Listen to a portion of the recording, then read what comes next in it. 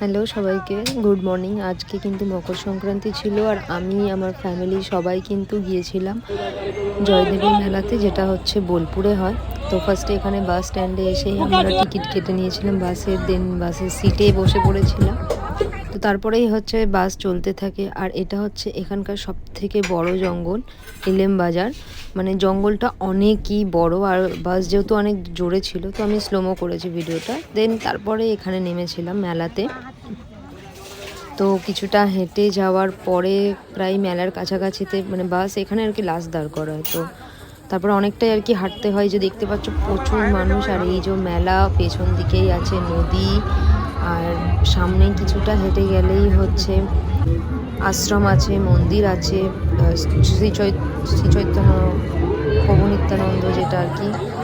তো প্রভু ওখানে আছেন এই মন্দিরে, এই যে প্রভুকে দেখা যাচ্ছে। এখানে অনেক ভিড় ছিল, তো ভিডিও করাটা একদমই পসিবল হচ্ছিল না, তাও মোটামুটি একটা করেছি দেখানোর জন্য, দেখতেই পারছো তোমরা। তো আমি কিন্তু এখানে ফার্স্টে রাস্তার দিকেই ছিলাম, দেন তারপরে ওই মেলার কাছাকাছি আর কি আমরা যাব। তো তার পাশেই আছে নদী। এই যে আমরা মেলার মধ্যে ঢুকেছিলাম, প্রচণ্ড ভিড় ছিল, প্রচণ্ড ভিড়। আর এখানে কিন্তু প্রত্যেকটা মানুষ এসে রাতে থাকে, ইভেন রাতে অনেক বাউল গান থেকে শুরু করে অনেক কিছু হয়। আর তারপরে আমরা একটু রেস্ট নিচ্ছিলাম।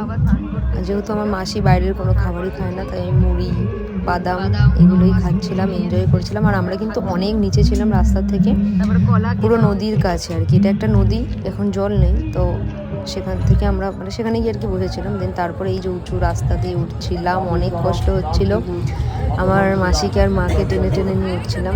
যাই হোক, বাই দ্য ওয়ে, বাই, ভালো থেকো। আর কারা কারা এই মেলা দেখেছো আমাকে